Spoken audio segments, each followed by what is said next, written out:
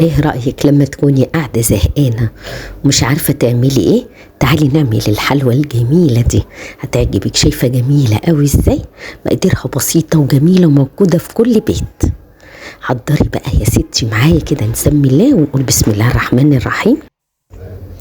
هتحضري كوباية مية وثلاث معالق سكر ومعلقتين كاكاو خام ونص معلقة بن عشان تعزز الطعم. الله على الحلوة دي، لما تعمليها ولادك هيطلبوها منك على طول لانها طعمها حلو قوي. دي نص معلقة بن كبيرة بحطها عليها، يغلي بقى المقدار ده كله على بعضه. شايفة كده؟ تقلبي فيه لحد ما يغلي وتروحي طفي عليه. بعد كده بقى بتحضري معايا بولة وتحطي فيها بيضاية ونص كوباية زيت،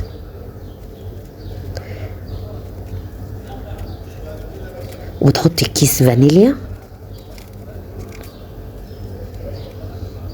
مقاديرها بسيطة وحلوة قوي وجميلة وطعمها حلو قوي. وبتحطي معلقة خميرة وبتقلبيها بقى بالمضرب الخليط ده مع بعضه. وبعد كده نبدأ نحط الكاكاو اللي احنا غليناه على النار، بس يكون بارد، تستني لما يبرد. وبعد كده تضيفيه للبيضة والخميرة اللي احنا عملناها. وبعد كده بتحطي ربع معلقة ملح. وبنبدأ بقى نحط دقيق، بس تكوني نخلاه 4 كوبايات دقيق. انا خدت معايا 4 كوبايات، يعني انت تبقي محضرة من 4 كوبايات ل4.5. ممكن تحتاج دقيق تاني. وبعد كده بتحطي معلقة بيكنج باودر وبتقلبيها حلو. معلقة صغيرة، انا حطيت في معلقة كبيرة، هي نص معلقة كبيرة. تروحي بقى قلبتها كويس. بعد كده مسكتها بقى بايديا، قلت بقى ما بدهاش اعملها بايديا عشان اظبط العجينة.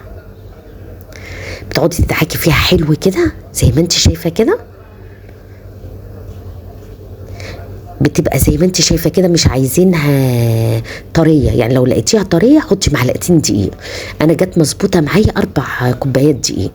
بعد كده حطيت معلقه زبده ومعلقه زيت. بعد ما عجنت العجينه كويس قوي رحت حاطه معلقه زبده وبعد كده معلقه زيت، ورحت عاملاها زي ما انت شايفه كده.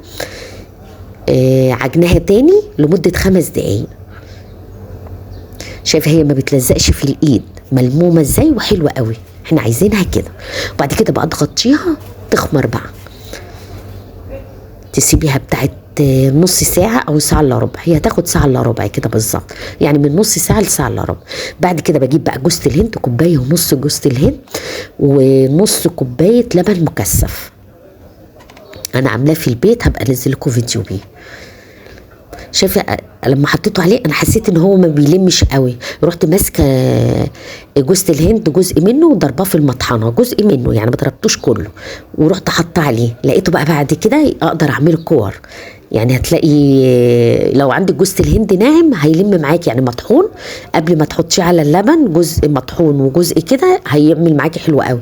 بس انا لما لقيته مش عارفه اجمعه رحت طحنه نصه ورحت حطاه. شايفه بيتجمع ازاي؟ وعملته بقى كور صغيره زي ما انت شايفه كده، قد عين الجمل مرتين كده. بتروحي مكوراه بالطريقه دي وتسيبيه بقى لحد العجينه ما تخمر، يكون هو مسك نفسه.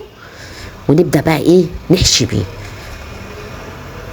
حقيقي بيبقى طعمها حلو قوي الحلوه دي بجوز الهند، وطعمها خطير بجد. يعني جربيها كده هتعجبك قوي، بس اعمليها كده وانت مزاجك رايقه. عايزه المزاج الرايق. بنجيب صينيه كده بقى ونروح دهنينها سمنه، ونبدا. هي خمرت اهي، شايفه بقت خمرت وبقت حلوه ازاي اهي. قعدت معايا ساعه الا ربع. ببدأ بقى اكور كده. الكور بقى اللي تعجبك، عايزاها كبيره صغيره براحتك. انا عملتها التقويره اللي انت شايفاها دي كده، يا دوبك دي فيها جوز الهند، ورحت مقفليها بالطريقه دي. قفليها حلو عشان ما تفتحش منك زي ما انت شايفه كده. ما شاء الله العجينه حلوه وسلسه وجميله قوي.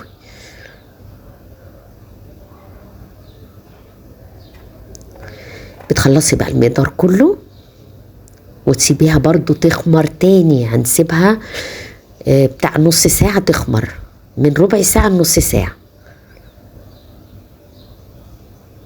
ما شاء الله. شايفه العجينه حلوه ازاي؟ ما شاء الله، ما بتلزقش ولا حاجه. حلوه، احنا عايزينها كده ما تلزقش عشان تعرفي تكوريها وتطلع مظبوطه معاكي.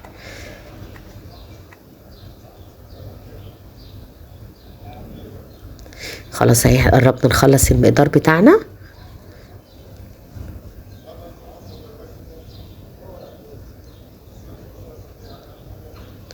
ما شاء الله تنفع مع الفطار كده، مع الشاي ابو لبن، تنفع بالليل في اي وقت. ولادك هتعجبهم جدا ياكلوها، وطعمها حلوه ومشبعه وجميله جدا.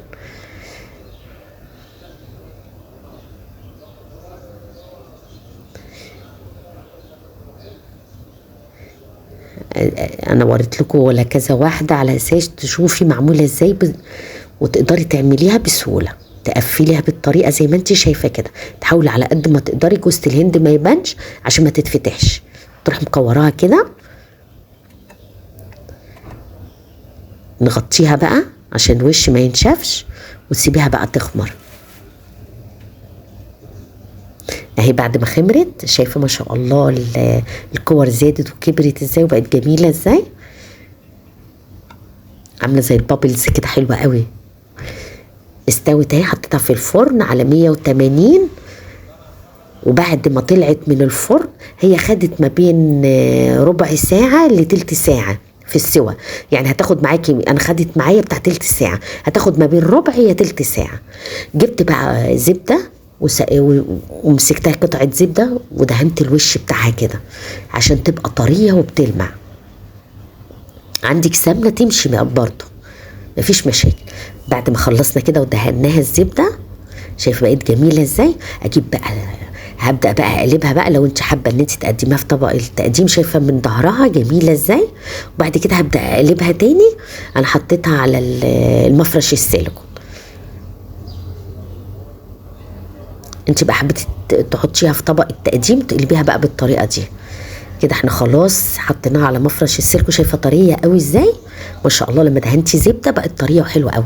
همسك بقى اللبن المكثف اللي اتبقى عندي وابدا بقى اعملها كده. ياه، ما اقولكيش بقى على الطعم الخطير باللبن المكثف، يا سلام.